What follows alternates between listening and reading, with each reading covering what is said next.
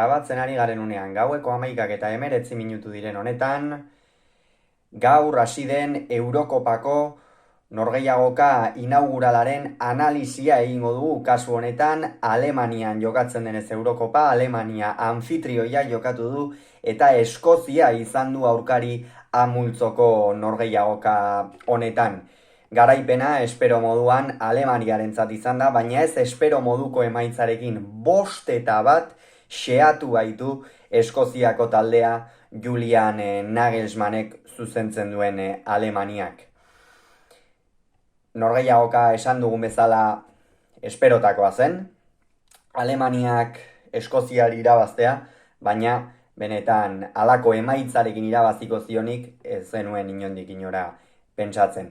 11koak errepasatuko ditugu. Alemania honelaxe atera da 4-3 sistemarekin, Manuel Neuer izan da atepean, Kimmich eskuin hegaletik, Mittelstadt ezker hegaletik, Rüdiger eta Jonathan Tah atzealdearen erdialdean, Andrićek eta Toni Kroosek osatu dute euskarri bikoitza, erdipuntan izan da Ilkay Gundogan, eskuin aldetik Jamal Musiala, ezker aldetik Florian Wirtz eta goian Kai Havertz izan da.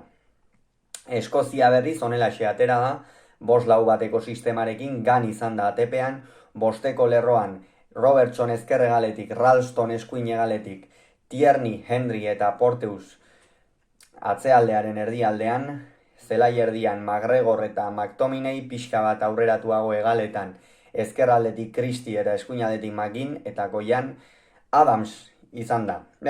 Hasieratik Alemaniak erakutsi du norgehiagoka dominatzera zijoala, baina ez dominatzera bakarrik. Intentsitate handiarekin atera baita Julian Nagelsmannen taldea lehendabiziko minututik.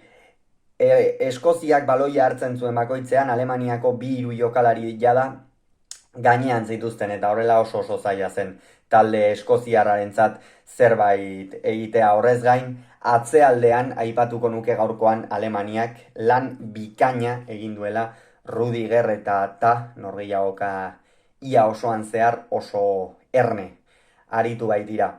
Hasieran gainera Alemaniaren, espero gabeko planteamentu bat edo ikusi dugu, eta izan da baloi luzeak ipini dituztela. Rüdigerrek eta Jonathan Tah baloia hartzen zutenean, ia beti luze ipintzen zuten, beti ere egal batera, normalean Jamal Musialaren bila joaten ziren, baina horrez gain, pase luzeetan eta pase diagonaletan eta norbait espezialista baldin bada, hori Toni Kroos da, eta ikusi dugu norgehiagoka osoan zehar, erasoan ez dugu hainbeste ikusi Real Madrileko zelai erdiko jokalaria, baina bai atzealdean, bi erdiko atzelariren kin batera, kasu honetan Toni Kroos ezkerraldean kokatzen zen, nik uste hor ere estaldura egiteko edo baloi galeraren batean Julian Nagelsmannek autu hori hartu duela,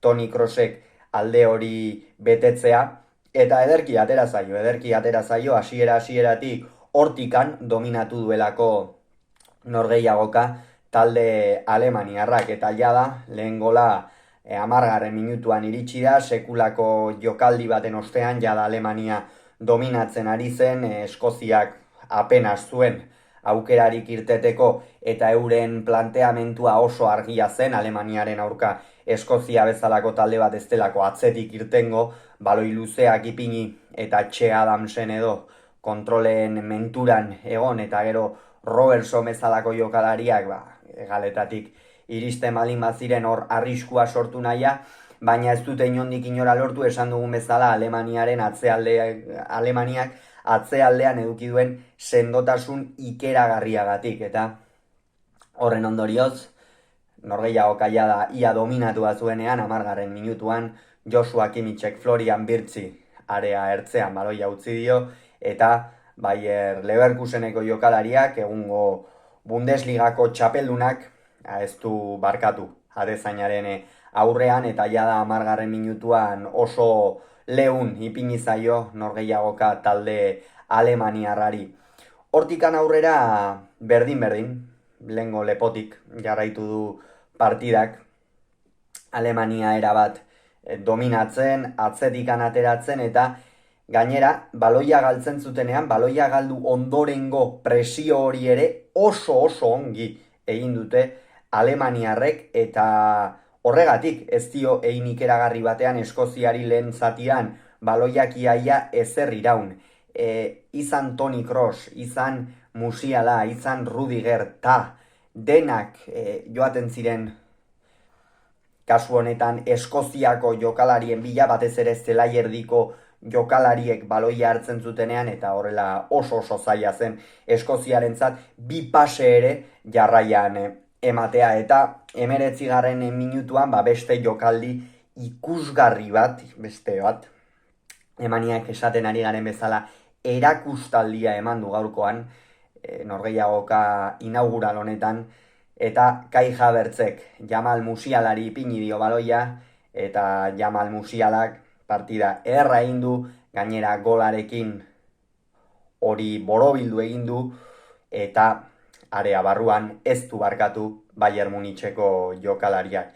Jada 19. minutuan 2-0 emaitza kolpe handieia, gogorreia zen Eskoziako taldearentzat, eta Alemaniak hala ere ez du eten, jarraitu du 3. golaren bila, eta naiz eta gerora gol lehortearekin edo izan diren, 55. minutuan penalti nabarmen xamar bat egin du, eta hortxe amaitu da egin batean norgehiagoka. Portuz epaileak kalera bota baitu, penalti oso argia egin dio Ilkay Gundogani. Egia da eskuineko hankarekin baloia ukitzen duela, baloia lurrean dagoen jokaldi bat baita, area txikian, hor baloia ukitzen du, baina ezkerreko hankarekin nabarmen joaten zaio Gundogani, eta horiek normalean zigortu egiten dira,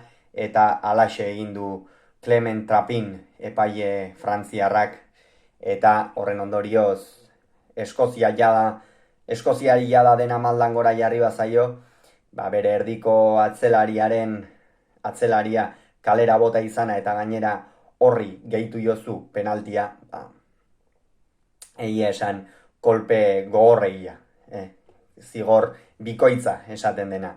Eta hor Kai Havertzek ez du barkatu, penaltia oso ongi bota du, atezaina erabat engainatu egin du, eta 3-0 emaitzarekin joan dira atxeden aldira. Emaitzak ez zion gezurrik, Alemania askoz ere gehiago ari zen izaten, ez bakarrik jokoan, intentsitatean ere bai. Intentsitatean ere Alemania askoz ere gehiago izan da, Eskoziari nik uste hasieratik ozka egitera joan dela, lehoiak askatu izan balituzte bezala joan da Alemania Eskoziari ozka egitera, eta Eskozia txiki geratu da, erabat ezinean.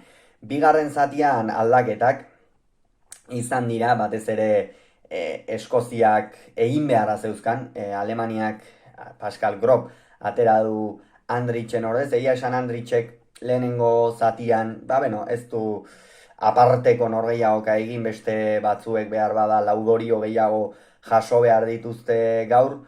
Toni Kroosekin ez genuke esango euskarri bikoitza osatu duenik, Toni Kroosek gaurkoan beste lan batzuk egin dituelako, baina zelaierdi horretan bere nahiko ez Alemaniak egaletik jokatzen zuela, ia beti bera ere ez dela asko iristen den jokalari horietako bat, eta hori guztia kontuan hartuta, nahiko partida bete duela esan daiteke, eta gainera Nagelsmannek bazituen argudioak aldatzeko 31.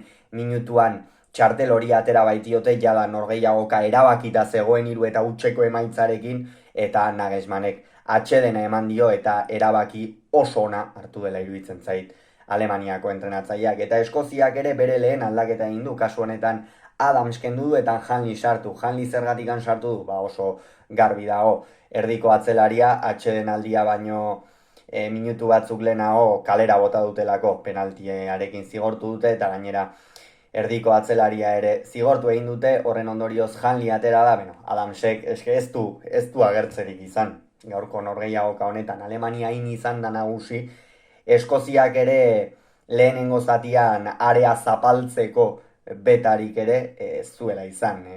Neuer ez dugu ikusi, kilimarik ere ez diote egin Alemaniako atezainari, eta erabat desagertuta ibili da Adams.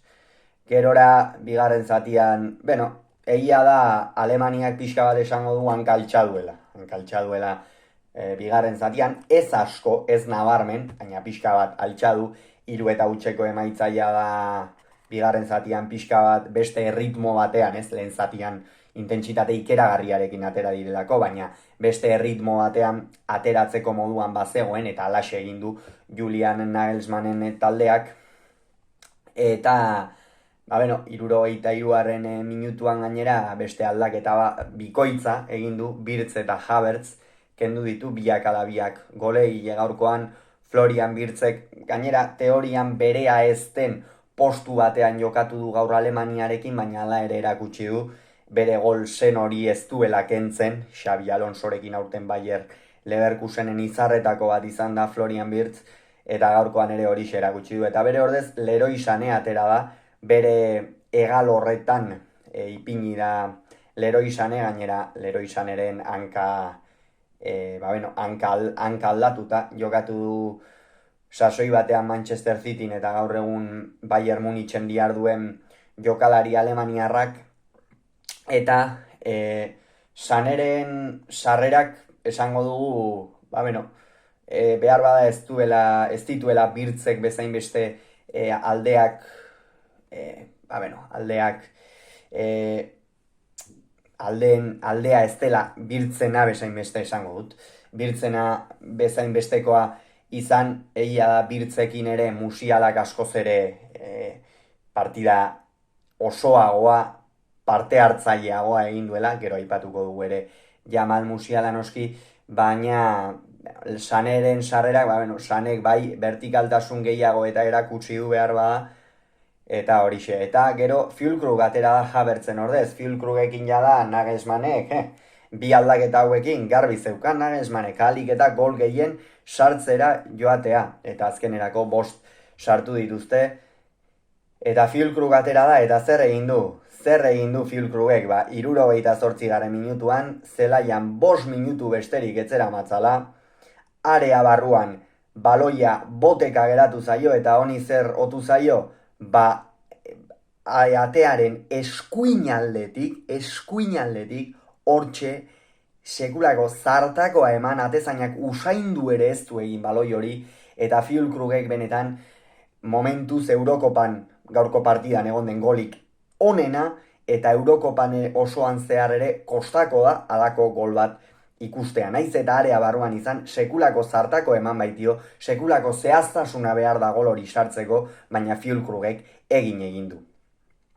78. Minutua zen hori, eta minutu baldenago, McGinn eta McGregorren ordez, Gilmour eta McLean atera ditu, jada Eskoziak berak ere,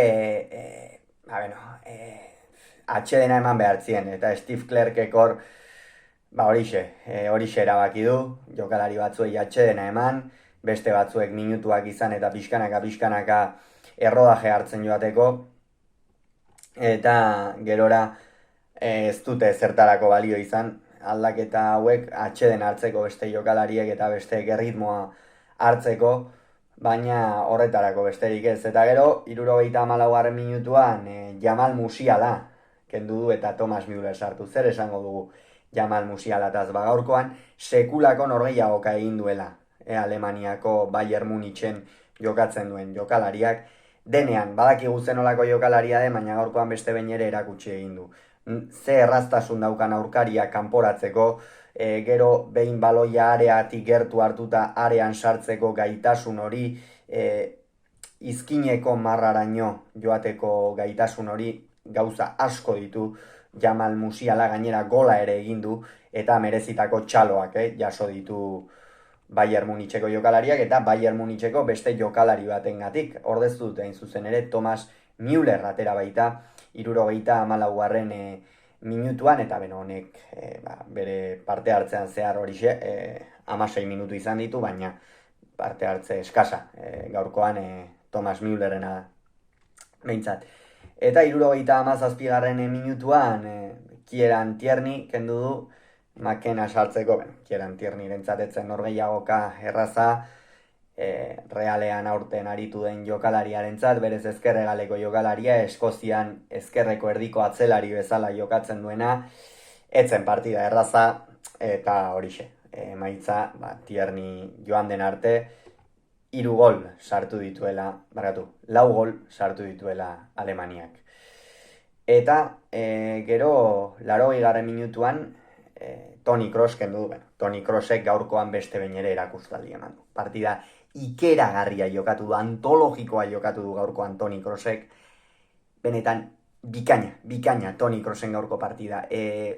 Hitzak ere soberan dauden horietakoa. Ikeragarria izan da. Batez ere, erasoan ez, baina nola esan, erdiko atzelarien artean sartu da, bere gandik pasatzen zen, bera zen zuzendaria, bere gandik pasatzen ziren baloi guztiak, eta denek Toni Kroos bilatzen zuten, eta gero Toni Kroosek niri pasako dik, edo besteari pasako dio, edo horrelaxe, Toni Kroosen norgehiagoka benetan, ikeragarria beste behin ere zeinen ongi irakurtzen duen jokalari honek jokoa, eta Emre Can sartu da, gerora protagonista izango dena, eta Kristi kendu du 82. Eskoziak eta Eslakan sartu. Ja da aldaketa hauek Eskoziarentzat ez zuten zer handitarako balio, bai orde Alemaniarentzat, baina Eskoziak behintzat orearen gola edo sartu du, 87. minutuan, Antonio Rudigerrek bere atean sartu baitu gola, falta baten ondorioz, esan dugu. Eskozia bigarren zatian, behintzat, Alemaniaren zelaian pase batzuk edo egiteko gai izan daia da Alemaniak hanka altxa duela, baina bigarren zatian behintzat itxura hobea eman dute Eskoziarrek, eta behintzat gol batekin hortxe ez, orearen gola edo izan dena. Eta, 80. minutuan jada epailea txistua jotze hartzela, nork eta Emre Canek berez deialdian ere etzegoen jokalari batek, area ertzean baloia hartu eta hori bai dela zehaztasunarekin sartzea. Atezaina inondik inora iritsiko etzen zoko horretan sartu du gola. Benetan, erakustaldia Alemaniak gaurkoan aurkezpena oso ona izan da bere zaleen aurrean, bere herrialdean, eta guk finalistatzat eman dugu eta gaurkoan demostratu dute eta justifikatu dute zergatik eman genuen. Hauxe beraz esan beharrekoa, hurrengoan gehiago izango duzu, bitartean on izan, agur!